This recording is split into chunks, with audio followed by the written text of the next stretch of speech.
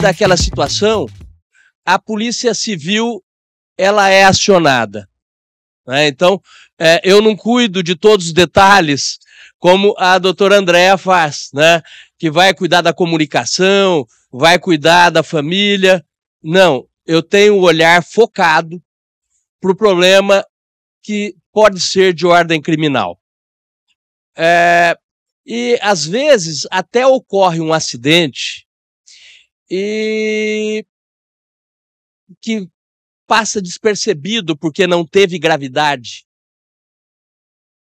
Mas não teve a gravidade, a pessoa, a porta fechou, a porta do elevador fechou na mão e produziu ali uma lesão, e ele vai à polícia, representa criminalmente, faz a perícia e, de repente, o seu administrativo recebe uma intimação da polícia para comparecer, para prestar um depoimento, e que você não sabe o que aconteceu, de onde veio, o que é aquilo, não é? Então, ainda antes de ter um problema grave como aqueles mencionados aqui, nós temos também problemas que não são graves e que, nesse momento, certamente vocês não irão à delegacia desacompanhados de um advogado. Em hipótese nenhuma. Eu gosto de apresentar alguns exemplos interessantes que já ocorreram e que chegaram a ser hilários, né? Eu tive uma vez que eu tive numa delegacia, a funcionária, a escrivã, eu pedi para ver os autos do inquérito policial, e a escrivã me passou lá o inquérito. E eu tentando analisar o inquérito e ela explicando para mim, doutor, tem o laudo pericial já encartado e a lesão é de natureza grave. E eu falei, não, um minutinho só, deixe-me seguir, deixa eu terminar de ver. Dali uns 15 minutos, meia hora, quando eu já tinha terminado de ver, eu olho para ela e ela, não, doutor, mas a lesão é de natureza grave. Aí eu perguntei para ela, mas aqui a instauração do inquérito policial foi com lesão corporal, artigo 129, parágrafo 6º. E esta lesão corporal do 129, parágrafo 6º, é lesão culposa. E a senhora sabe muito bem que lesão culposa não tem essa variação de leve, grave e gravíssima. Porque é uma situação muito relevante isto. Então, às vezes, o advogado que não é da área criminal, que vai à delegacia e que não convive com a legislação penal, o escrivão coloca uma situação dessas que não tem a gravidade apresentada e, efetivamente, é apresentada como de alta gravidade. E aí, eu não vou aqui discutir quais são os motivos que a polícia tem para dar um tom de gravidade maior do que aquela situação efetivamente é, né? Mas muitas vezes há um sofrimento da parte, né? Uma pressão da polícia no momento em que aquela pressão é inadequada. Então, só partindo do ponto que a doutora estava, eu trabalhei com uma questão em que você não participou de de um atendimento no momento do acidente, num atendimento em que ocorreu no momento posterior. Chegou a intimação e o advogado foi à delegacia para ver do que se trata. Então, primeiro, a intimação vem normalmente para o dono, para o diretor, para o gerente. Eles não chamam no primeiro momento técnico para prestar depoimento, né? Isso, de uma certa forma, não é ruim. Isto é bom, né, para uma avaliação adequada. Mas agora vamos partir para o início da nossa ideia aqui. A doutora Andréa deixou claro também isto, e é muito relevante, que ocorre um acidente. Ocorreu um acidente, teve lesão ou teve morte, não é? O advogado criminalista, a torcida que ele faz é para que não tenha ocorrido a morte.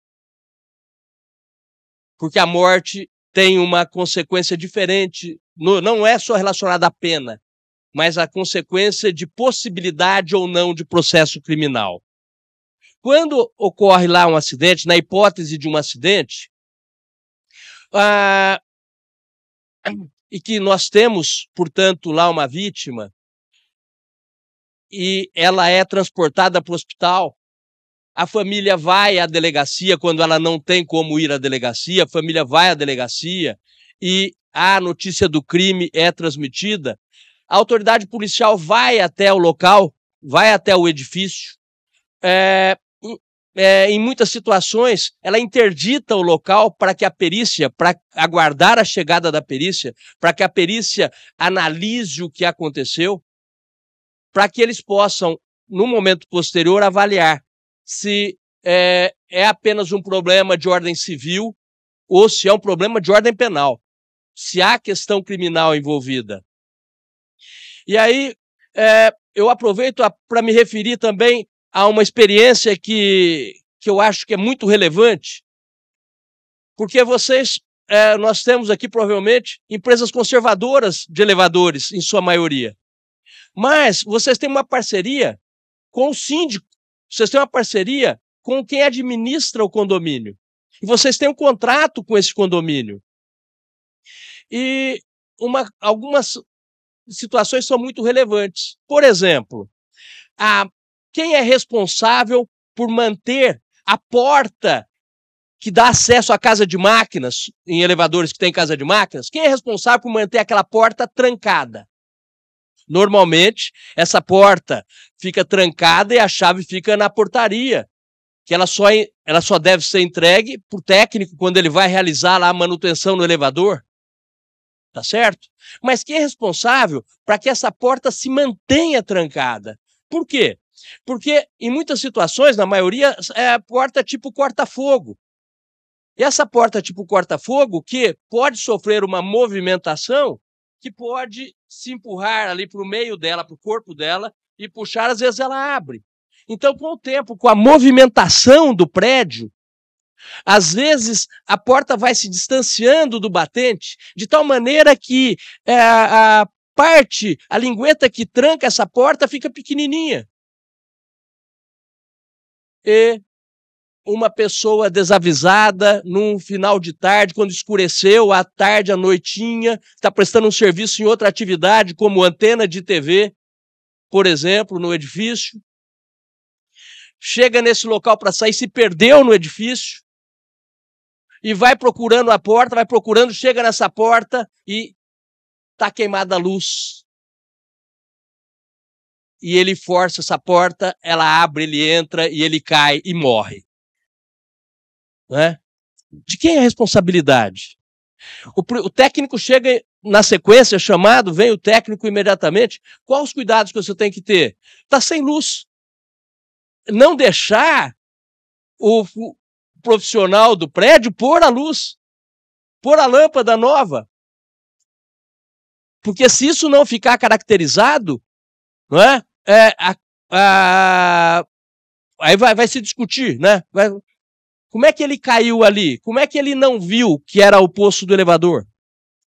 Então, no contrato celebrado entre a empresa que dá manutenção e a empresa e o condomínio, tem que ter uma cláusula sobre como esta porta, por quem ela deve ser mantida trancada.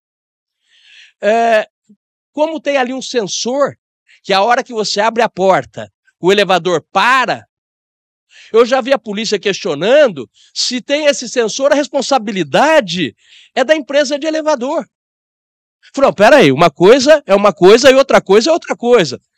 Se eu tenho essa porta, quando alguém abre ali, abre essa porta, o elevador para, porque ele não poderia estar funcionando mesmo, deve ser um alerta para parar o elevador, porque se houve a abertura dessa porta, isso é um sensor para ter um cuidado, para chamar atenção e para se tomar uma providência. Agora, só porque eu tenho um sensor ali naquela porta, eu não sou responsável por mantê-la trancada, fechada.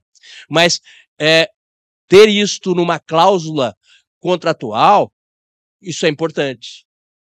estabelecer essa responsabilidade como não sendo da empresa que dá a manutenção no elevador, mas como sendo, portanto, do condomínio. Esse é um exemplo de acidentes que podem ocorrer, né?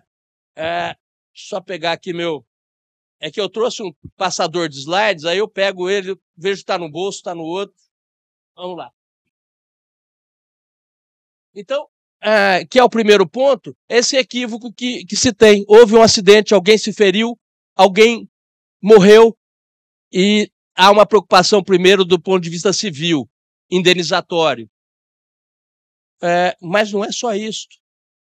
Se alguém se feriu, apenas se feriu, aí sim, aquele atendimento que a doutora Andréa mencionou, ele é extremamente relevante. Por quê? Porque a lesão corporal hoje, eu vou falar uma coisa técnica aqui, que muitos de vocês podem conhecer, mas outros não. Nós temos crimes que são de ação penal pública incondicionada. Chegou ao conhecimento da autoridade, ele tem que instaurar um inquérito policial, conclui o inquérito policial, chegou ao conhecimento do promotor, ele tem que denunciar, se preenche os requisitos.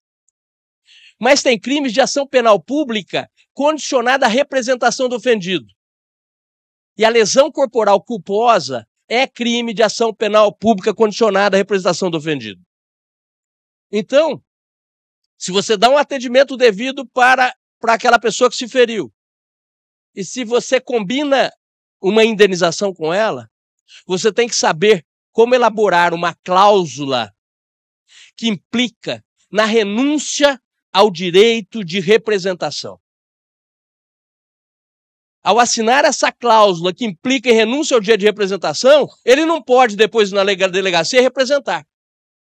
Ele pode ter perdido a perna, ele pode ter ficado paralítico, ele pode ter ficado na UTI, ele pode ter quase morrido. Mas se ele estiver vivo, não morreu em razão da lesão, e sendo reparado o dano, havendo uma indenização, que é o adequado ocorrer uma indenização, né? Normalmente as empresas buscam seguro de atividade, que indenizam neste momento.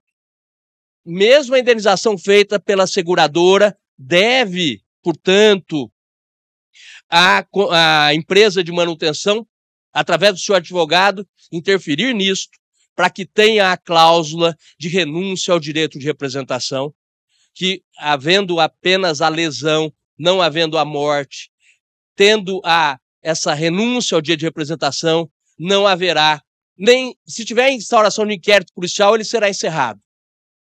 Se tiver processo, não haverá processo crime, porque o promotor não pode denunciar. É chamada uma condição de procedibilidade. Ele não pode proceder, ele não pode iniciar o processo crime.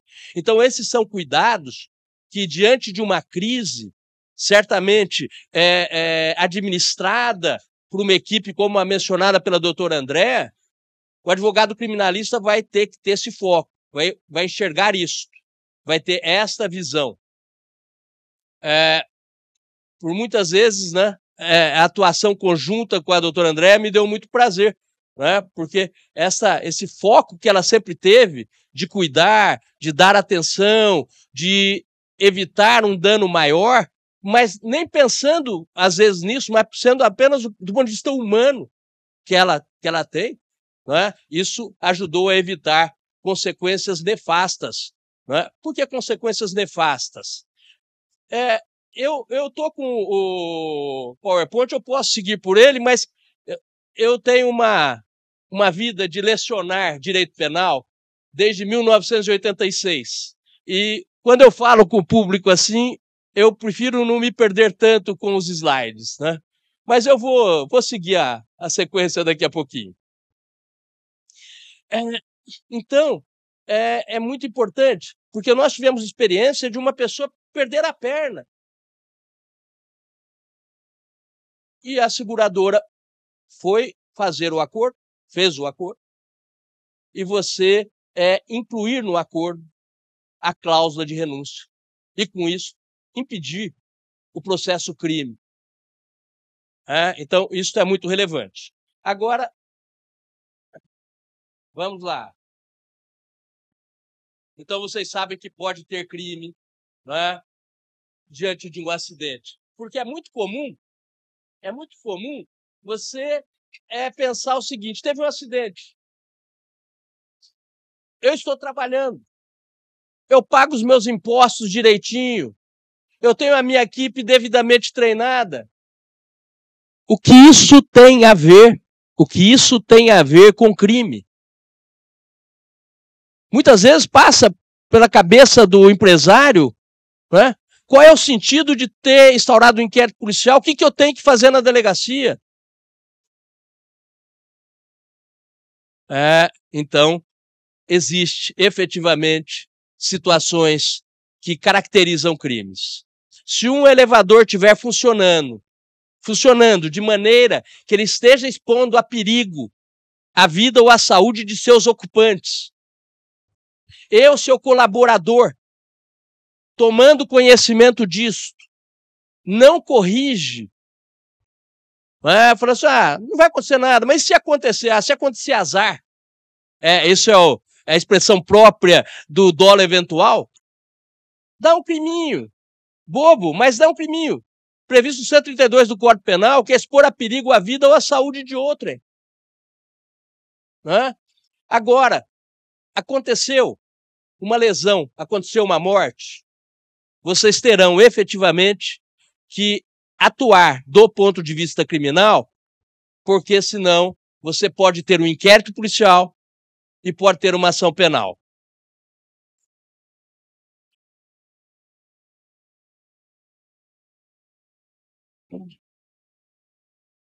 E aí, é aqui que reside a questão: por que pode ter um processo, por que pode ter um inquérito policial e por que pode ter um processo crime? E até quem ela pode atingir na empresa? Essa também é uma questão muito relevante, porque vocês vão ver que a polícia, ela quer sempre intimar o dono da empresa, depois ela não pensa em descobrir o que aconteceu, ela pensa em gerar uma pressão. Uma vez eu tive uma situação que a intimação foi para o presidente da empresa. Aí eu compareci com o supervisor. Aí o escrivão disse: não vou ouvir o supervisor. Eu falei: muito bem, imagine se o senhor praticasse um crime aqui na delegacia. A autoridade iria ouvir o governador? Depois ouvir o secretário de Segurança Pública? E não o senhor? Aí ele ouviu o supervisor. Tá certo? Então, a ideia que nós temos hoje de uma atuação da polícia, ela sempre envolve um nível de pressão. E que vocês têm que estar preparados para se proteger dessa pressão. Tem que estar preparados para isso. E aqui é um ponto relevante. Em que situação há crime? Porque às vezes há uma lesão e às vezes há uma morte e não há crime. Como ocorreu uma morte e não há crime? Sim, é possível. Se uma morte ocorre num elevador, em um acidente, mas o evento é fortuito, o evento é imprevisível. Por que ele foi imprevisível? Porque na semana anterior foi o técnico do elevador, realizou toda a checagem e não encontrou nenhum defeito, deixou o elevador funcionando corretamente. Depois disto, houve lá uma variação na energia elétrica, houve lá um outro problema, houve uma carga excessiva no elevador, usado de maneira imprópria, indevida, e antes da nova checagem mensal, ocorre um acidente que tenha decorrido de um uso indevido ou de uma variação da rede elétrica, de um curto-circuito imprevisível para quem dá manutenção no elevador. Então, nesses casos, ainda que tenha tido uma morte, não há crime. Então, vai ter ali uma perícia, não só no corpo, mas vai ter uma perícia no equipamento, e você tem que ter, sim, um advogado que conheça isso, um advogado que conheça o funcionamento do elevador, que tenha um assessor especializado, que tenha sido um supervisor, que viveu a vida inteira dentro de elevador e que conhece esse serviço para poder ajudar a interpretar como ocorreu aquele acidente, qual foi a causa daquele acidente. Porque a perícia da polícia normalmente não vai trazer elementos buscando demonstrar a situação de imprevisibilidade que vai excluir a sua responsabilidade. Então você tem que estar atento, acompanhando isso e levando as informações para esse inquérito policial de maneira a afastar essa responsabilidade penal que não existe nesse caso, porque você não praticou crime nenhum. Porque o crime se pratica quando se age com dolo ou quando se age com culpa, ou quando você quer, ou quando você aceita, ou quando você é imprudente. Quer e aceita é dolo, evidentemente. E quando você tem uma ação descuidada é imprudência. Ou você tem uma omissão descuidada é negligência. Ou uma imperícia, uma incapacidade técnica na realização daquela atividade. Então, se ocorrer quaisquer dessas hipóteses, vocês estarão diante de uma situação em que tem lá um evento lesão ou um evento morte, tem um crime. E até onde a apuração desse crime pode atingir? Pode atingir o técnico? Pode atingir o técnico, que realizando a verificação não fez uma análise correta dos freios, não verificou que os freios estavam desgastados, e aí numa situação em que os freios já desgastados, entrando poucas pessoas no elevador, de tal maneira que o contrapeso ficou muito mais pesado que a cabine ocupada, e aí ocorre o deslizamento, o contrapeso desce, a cabine sobe, e se estiver perto do teto, estiver lá em cima, vai ter, porque se tiver muito espaço, vai atuar o freio de emergência, eventualmente. Mas se estiver perto dos últimos andares, vai bater no teto. Aí vai cair a grade na cabeça do ocupante, vai ferir a cabeça, vai produzir lesões. E aí, de quem é a culpa? Bom, no primeiro momento, pode ser do técnico. Mas essa culpa pode subir, pode atingir o seu coordenador, o seu supervisor, pode atingir o dono, depende de aspectos que eu vou demonstrar. Por exemplo, o cabo de ar, os cabos que seguram o elevador. Vai lá aquele técnico que não vai mensalmente, que vai numa periodicidade maior, né? Verificar se as tranças estão rompidas, se tem tranças rompidas, qual é o nível de tranças que estão rompidas, e que aí, em razão disto, estabelece a necessidade de se trocar aqueles cabos. E pela burocracia que se vai, que se vem, não se troca os cabos. E rompe um cabo deste. O elevador não vai cair, porque ele não é preso em apenas um cabo, não é? Evidentemente, há ali outros mecanismos de segurança que vão acionar freios, etc. Mas pode ter solavancos importantes que podem gerar lesões para as pessoas que estão dentro. E aí, se houve esse técnico que fez lá essa vistoria, que indicou essa possibilidade de problema, e internamente, por qualquer razão, essas providências não foram tomadas, então aí precisará ser realizada uma verificação. Porque quem era responsável, quem seria o responsável na empresa para startar, para apertar o botão para que fosse alguém lá trocar aqueles cabos? Ou, numa situação até drástica, promovesse até, eventualmente, uma interdição do equipamento. Esse equipamento, enquanto não resolver isso, não pode continuar funcionando. Então, essas providências todas vão ser analisadas numa perícia. Uma perícia vai analisar, olha, houve esse acidente no elevador, qual foi a causa? Aí eles vão pedir as fichas de atendimento.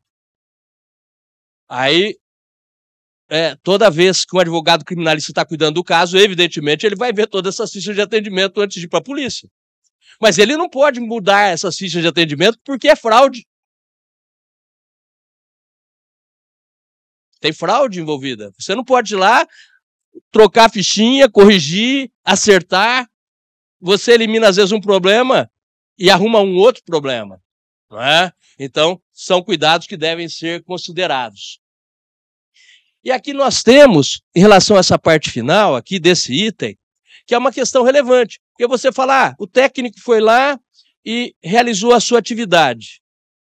O seu coordenador, o seu supervisor, ou até o gerente, que em razão de um movimento que teve uma reclamação de um determinado setor, em que ele tenha remanejado os técnicos de uma área para outra, e com isso ele atrasou o cumprimento de uma manutenção que deveria ter ocorrido num edifício, ele pode responder pelo eventual acidente que ocorra ali. Ou se ele, em razão de chegar para ele a informação de que deveria trocar os cabos e ele não startou, aí ele pode responder por omissão. Então não se responde por crime só por ação, só por dar um tiro e matar, ou só por ir lá e trocar uma peça. Tá saindo? Ou só ir lá e trocar uma peça, colocar de maneira errada, ou dar uma jampeada, deixar o negócio jampeado, e aí a porta, o elevador partir sem a porta fechar, né? Não basta esse tipo de só por ação que se pratica os crimes relacionados ao que pode acontecer no elevador ou numa escada rolante, mas também por omissão. Não é todo mundo da empresa que responde por omissão, porque, na verdade, o crime não é praticado por empresa. O crime é praticado por pessoas. Não é? Exceto o crime ambiental. O crime ambiental pode ser praticado por empresas e por pessoas. Mas os demais crimes todos, só por pessoas. Pessoa física, pessoa natural. Então tem que se identificar quem é que foi, quem é que estava ali e que deveria ter agido para evitar o resultado. Então, se eu tenho um coordenador, um supervisor, um gerente, e essas pessoas não realizaram as suas obrigações que deveriam ter realizado, e com isso evitariam o evento, aí nós temos no Código Penal, não vou ficar citando o artigo aqui para vocês, que não é o objetivo, mas lá no Código Penal, no artigo 13, parágrafo 2º, consta que a omissão é penalmente relevante quando a gente podia e devia agir para evitar o resultado. E o dever de agir incumbe a quem? Está lá a letra A, tem a obrigação por lei de cuidado, proteção e vigilância. E a letra B, que nos interessa aqui, de outra maneira assumiu a obrigação de evitar o resultado. Ou seja, se contratualmente, em razão da sua relação de trabalho, você se obrigou a evitar aquele resultado, não é? Você responde pela lesão, responde pela morte. Isso pode atingir os diretores, pode atingir o sócio, dono da empresa, o CEO da empresa, diante de hipóteses como a identificação de um determinado problema na manutenção, que chega ao conhecimento do CEO e ele fala, eu acho que não vai acontecer, vai ficar muito caro realizar essa troca de tudo isso, principalmente se for manutenção, aquelas manutenções que você não cobra troca de peças, qual é o nome disso mesmo? Conservação? Né? Em que quem troca é a empresa, em que tenha lá que realizar uma atividade que vai abranger um número muito grande de equipamentos, e ele faz, como eu vi num filme há muito tempo atrás, que é a contagem de feijão, não sei quanto, bom, qual vai ser o custo se alguém se ferir ou qual é o custo de alguém morrer? O custo de alguém ferir ou morrer é X. Nossa, se eu for trocar tudo isso, eu vou gastar 100 vezes mais. Né? Então, não toma medida. Então, esse presidente ou esse dono da empresa, se chegar essa informação nos autos, será denunciado, responderá criminalmente pelo fato. Né? Então, a responsabilidade pode subir. Como reduzir esse risco? Como reduzir esse risco para o dono da empresa, para o diretor, para o gerente, para No máximo, ninguém quer que ninguém responda por crime, evidentemente, mas se o técnico agiu de maneira negligente ou de maneira imprudente, é lógico que não se pretende de maneira alguma que ele também responda. Mas se não tiver jeito, o importante é que essa responsabilidade não suba para o seu coordenador, para o seu supervisor, para o seu gerente ou para o seu diretor. Tá certo? Então, é muito relevante que vocês tenham determinados mecanismos que os protejam, que proteja a direção, que proteja a presidência, que proteja a gerência e que, se alguém for responder, a empresa dê apoio, como eu já defendi. Muitas vezes eu defendi o técnico, né, em audiência criminal e no final do processo ele foi absolvido. Não é? Isso apoiado pela própria empresa. Estamos com problema de... Já estourou? Bom, eu estava no segundo slide, mas tudo bem, não tem problema. Fica para uma próxima, então, o complemento. 2 minutinhos? Vamos lá. Nós trabalhamos 100 slides mesmo, né? Vamos só para dizer para vocês, portanto, que é muito importante. Deixa eu só fazer uma coisa, então.